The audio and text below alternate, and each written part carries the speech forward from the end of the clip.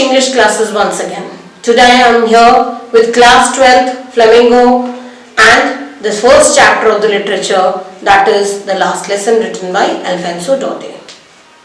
Now a little about Alfonso Daudet. He was born in 1840 and he died in 1897. He was a French novelist and a short story writer. This particular story has a backdrop of the wars of Franco-Prussian description. It took place in 1870 to 1871, where the France was defeated by Prussians. At that time, Prussia was led by Bismarck, and the country Prussia consisted of three countries: Germany, Poland, and parts of Austria. So let us see what is there in the story, wherein the French district of Alsace and Lorraine have passed into Persian hands, and what is there in the story is the effect of this order in the life at school. Theme is just one line theme. You must have heard the dictum that power corrupts, but absolute power corrupts absolutely. So this is what is going to be described in this poem, and let us see. We'll start with the first part of the lesson. See children, I've tried something new. I thought I'll download animated video for the chapter, but that could not turn out to be successful. It could not be downloaded. So what I have done, we have done the recording through camera, and please see it and do write comment whether it is looking good or not. Otherwise I'll try something else.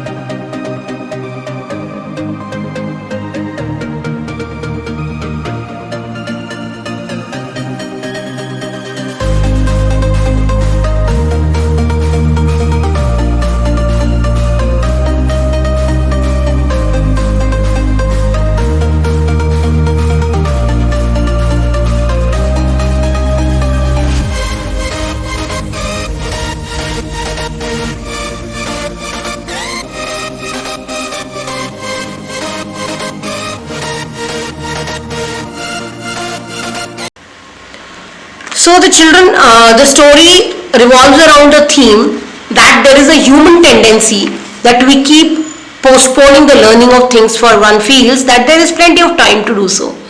One never knows when the doomsday will dawn and it will bring an end to our hopes and aspirations. The natives of Alsace realize their folly, and this is what we are going to read in this chapter. So to start with, this word I, here is the narrator. He is a school-going boy whose name is Franz, F-R-A-N-Z, Franz. So he started very late in the morning. सुबह उठा देर से, school के लिए देर हो गई. He was in great dread of a scolding. डर था कि डांट पड़ेगी. डांट किससे पड़ेगी? M. Hamill से. M. Hamill कौन है? M stands for Monsieur. जैसे हम लोग श्रीमान महाशय लगाते हैं क्रिश्चियन कंट्रीज में, किसी रेस्पेक्टेबल आदमी के लिए मॉन्शर लगाते हैं, तो मॉन्शर हिमल जो है वो उनके फ्रेंच के टीचर हैं, फ्रेंच पढ़ाते हैं उनको.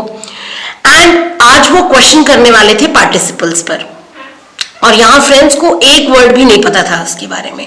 तो एक क्षण के लिए तो उसे लगा क्यों ना यहाँ से भाग जाऊं मैं और बाहर वक्त गुजारूं. अब यहाँ बच्चों ये जो 30 सेंटेंसेस हैं, जहाँ पे मैंने नेवी ब्लू स्केच में ये मार्क किया है, it was so warm and bright, फिर ये दूसरा और ये तीसरा, ये तीनों आप अंडरलाइन कर लीजिए और इसको बार बार पढ़िएगा. 3 रीजंस हैं यहाँ पर जो टेम्प्ट कर रही थी, जो चीजें टेम्प्ट कर रही थी फ्रेंड्स को. पहला, दिन बहुत ही खूबसूरत था, it was warm and bright. दूसरा, जो बर्ड्स थी वो बगल के जंगल में चर्प कर रही थी, चहचहा रही थी. तीसरा, एक ओपन फील्ड था, उसके पास एक सॉ मिल था, और वहाँ पर प्रशियन सोल्जर्स जो थे वो ड्रिलिंग मार्च पास्ट कर रहे थे. तो ये तीनों की तीनों चीज़ें ही इसे बहुत टेम्प्ट कर रही थी. इसे लग रहा था पार्टिसिपल्स का रूल से ज़्यादा बेहतर ये है, बट समहाउ फ्रेंच ने अपने आप को रेसिस्ट किया, इस इमोशन के ऊपर ओवरकम किया. उसने कहा नहीं, स्कूल जाना ज़्यादा बेहतर है. और जैसे ही फ्रेंड्स टाउन हॉल के पास पहुंचा, वहां काफी क्राउड था बुलेटिन बोर्ड के पास। ये बहुत इंपॉर्टेंट है बच्चों, ये वाली line, market. For the last 2 years all bad news, पिछले 2 सालों से सारी बुरी खबरें इसी बुलेटिन बोर्ड पर पेस्ट कर दी जाती थी, चाहे वो हारी हुई बैटल्स हो, चाहे वो कोई ड्राफ्ट हो, चाहे वो कमांडिंग ऑफिसर के ऑर्डर्स हो, वो सारी चीजें वहीं बुरी खबरें सब वहीं से मिलती थी। तो फ्रेंच को लगा, उसने पहले वो रुका, फिर उसने कहा नहीं नहीं रुकना नहीं चाहिए, अब क्या हो गया, अब क्यों यहाँ पर इतना क्राउड है बुलेटिन बोर्ड के पास। Then as I hurried by as fast as I could go, अब जैसे ही इसने जल्दबाजी मचाई, ये थोड़ा जल्दी में ही था, तो जो ब्लैक स्मिथ था वहां पर, जो आयरन स्मिथ था, जो लोहार था, वॉशर, वो जो है अपने अप्रेंटिस के साथ, अप्रेंटिस क्या होता है, training, one who is under training, वो बुलेटिन पढ़ रहा था जोर जोर से। तो वॉशर ने थोड़ा उसको छेड़ा, फ्रेंड्स को, उन्होंने कहा कि अरे इतनी जल्दी नहीं है, काफी टाइम है, स्कूल पहुंच जाओगे। I thought he was making fun of me, मुझे तो ये लगा कि वो मेरा मजाक उड़ा रहा है। फ्रेंच को ये लगा कि ब्लैक स्मिथ जो इनका मजाक उड़ा रहे हैं, और ये बस इसने आंख देखा न था और ये दौड़ता हुआ एक सांस में एम हेमिल के गार्डन में पहुंच गया। अब एम हेमिल का गार्डन मतलब, एम हेमिल मतलब जो स्कूल है उसी के ऊपर हेमिल को रेसिडेंस मिला हुआ है, तो जो स्कूल का कैंपस है वो एम हेमिल के लिए गार्डन की तरह है, उन्होंने कुछ वहां पे प्लांटिंग की हुई है, ठीक है। तो जैसे नॉर्मली ये होता था, यूजुअली स्कूल जब बिगिन होता था तो काफी शोर शराबा रहता था, बसल का मतलब होता है शोर शराबा, which could be heard out in the street. अब ये शोर किस चीज का है, ये भी 3 चीजें बहुत इंपॉर्टेंट है बच्चों, मार्क कर लीजिएगा, जहां मैं नेवी ब्लू स्केच पेन लगा रही हूँ। Opening and closing of desk, lessons repeated in unison, and third is teachers great ruler rapping on the table. अब ये 3 चीजें जो है जिसकी वजह से आवाज थी, वो थी opening and closing of desk, यानी बार बार बच्चे जो डेस्क खोलते और बंद करते हैं। दूसरा था जो लेसन है उसको यूनिसन में एक साथ इकट्ठे एक आवाज में बच्चे दोहरा रहे थे, और वो इतनी जोर से चिल्ला रहे थे कि आपको अपने कान पर अपने हाथ रखने पड़ेंगे अपना लेसन समझने के लिए। तीसरा है टीचर का जो रूलर है वो बार बार रैप कर रहे थे, वो thumping ruler on the table. तो यूजुअली ये होता था, ठीक है, इसकी वजह से शोर शराबा होता था। अब इसने क्या किया, उसी कॉमोशन का यानी नॉइजी डिस्टर्बेंस का फायदा उठा करके वो जो है अपने डेस्क तक पहुंचा, मतलब वो चाहता ये था, लेकिन चूंकि आज माहौल कुछ और था, उस दिन सब कुछ बहुत शांत था, संडे मॉर्निंग की तरह, तो इसने खिड़कियों से देखा इसके क्लासमेट्स अपनी अपनी जगह ऑक्यूपाई किए बैठे हुए हैं, और एम एमएल जो है वो एक अपना आयरन रूलर, वो जो एक लोहे का की छड़ी रखते थे, वो लेकर के वो अप एंड डाउन प्लेटफॉर्म पर घूम रहे हैं। तो इसने दरवाजा खोला और ये उनके सामने जाके खड़ा हो गया, काफी ब्लश कर रहा था, एम्बैरेस था, डरा हुआ था, लेकिन कुछ हुआ नहीं।